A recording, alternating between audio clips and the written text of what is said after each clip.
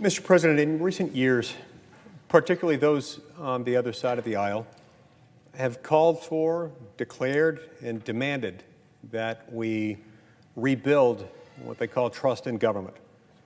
Well, I believe that Americans must have a healthy distrust of the idea of government, and that any expansion of the necessarily limited powers of the federal government that does not exempt government from the obligation of being trustworthy. That, Mr. President, is why I find the position that so many of my colleagues across the aisle are taking to be so confusing. Trust, but verify. Trust your neighbor, count the cards. People need information with which to analyze the faithfulness of government and to assess the facts as they deem appropriate. Now, they claim that Americans must be forced, coerced, prodded, cajoled, threatened into making the government-approved medical decision.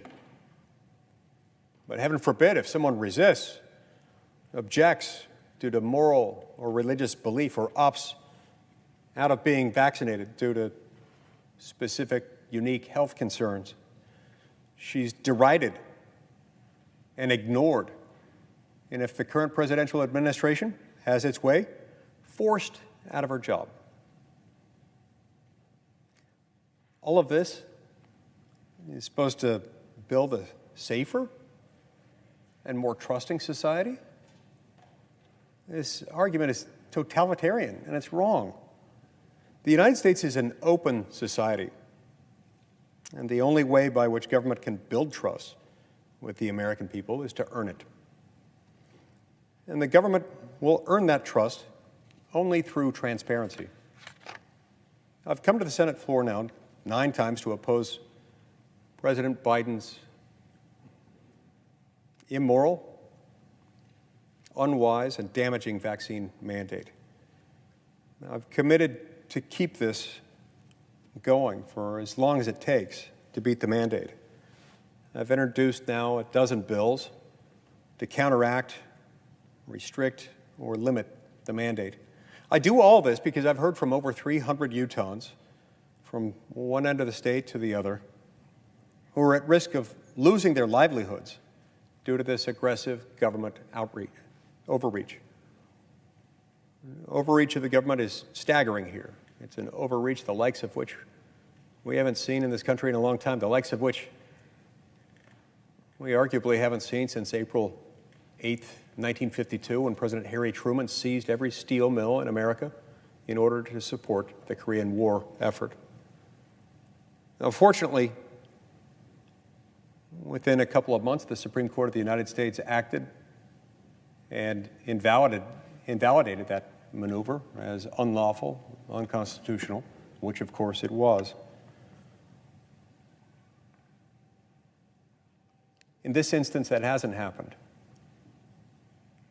Because with respect to the OSHA mandate, the employer mandate, the one saying that all employers with more than 99 employees have to comply, have to fire people who aren't vaccinated, there's nothing there because the authority doesn't exist. But in the meantime, corporate America is picking up the slack and doing the president's dirty work for him.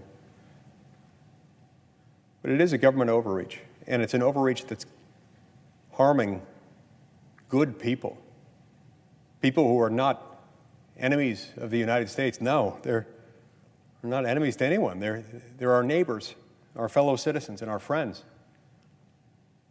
Their stories are as tragic as they are moving. And yet, this administration seems bent on assuming that they have no voice, on giving them no voice. Don't get me wrong, I'm not against the mandate. I'm against the mandate. I'm not against the vaccine. Not in any way. I'm fully vaccinated. My entire family's been vaccinated. I've encouraged people to get vaccinated. for the specific reason that I see the vaccines as miracles, miracles that are protecting many, many millions of Americans from the harms of COVID-19. But if government is trying to encourage Americans to get vaccinated, hiding information about their concerns with the vaccine is the worst possible way to build trust. It has the exact opposite of what they claim they're trying to do. Now, existing concerns, make no mistake, are not just going to evaporate if they're ignored. And the government's lack of transparency should be just as concerning to Americans who aren't worried about the vaccine as it is to those who are. Government should never be in the business of hiding information about the adverse effects and risks involved, no matter how infrequent or uncommon they might be. And the government has, let's face it, been less than forthright with information about vaccine complications. Adverse reactions to the vaccine have been documented since the COVID-19 shot became available. The administration's message has been, get the vaccine. It's safe, period. Now, if individuals pose questions about possible risks, about its interactions with other medical treatments, or about rare reactions seen directly after its administration, they're often pushed aside, denied proper care, or deemed crazy conspiracy theorists for trying to scare the public away from the vaccine. Now, sadly, this breeds distrust, and it threatens the ability of those who experience rare vaccine injuries, the ability to access the proper treatment, care, and respect they deserve. We should all be able to agree that this type of governmental deception has no place in the United States. That's why today I came to the floor to offer the Transparency in COVID-19 Vaccination Act. This bill would require the Secretary of Health and Human Services to publicly disclose all information regarding adverse effects of the COVID-19 vaccines. This sunshine would help clear the air and allow individuals and the medical community the opportunity to make informed decisions. This clarity would also be an important step toward building trust with the American public. Americans have the best, most accurate information when they make medical decisions, at least they try to.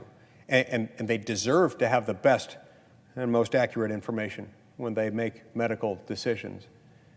This bill would ensure that happens. That's why I came to the floor to offer it today, offer that we pass it, and offer the protections.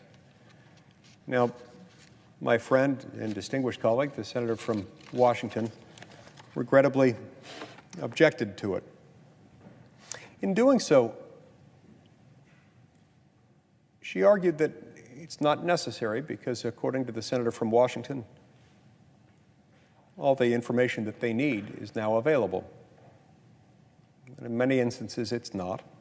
This bill would require that it be made available. All of it. Yeah, the CDC does collect information on it, but the American people don't have access, full access to that information, and they should. That begs the question, why? Why would anyone want to do that? I don't know why. To me, it doesn't make sense, especially if one wants to increase the number of people getting the vaccine, as I do. I'd like to see more people getting vaccinated because I think the vaccine is something of a medical miracle, and it's protecting many, many millions of Americans from the harmful effects of COVID-19. That's a good thing. We want them to be protected. To be protected, we want them to get vaccinated.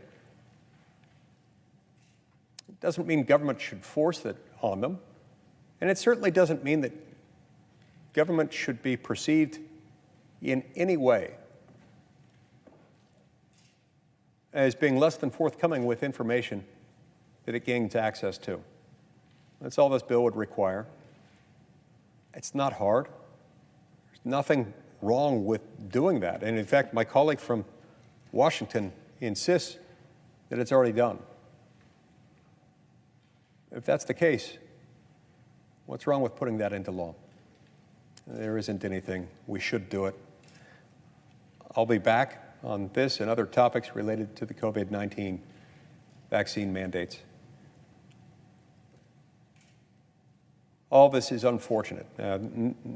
No one is happy about the fact that COVID-19 has touched our country in the way that it has. It's been painful, it's devastating. You know, the 730,000 Americans who have died with COVID are tragedies, each and every one of them.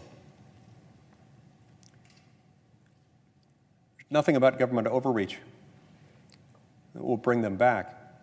There's certainly not anything about government overreach that's going to have a proper influence on the American people. There's certainly not anything about government hiding the ball when it comes to data that the American people deserve and want to have access to that's going to make people better.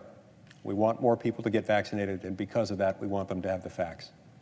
We should do that. Thank you, Mr. President.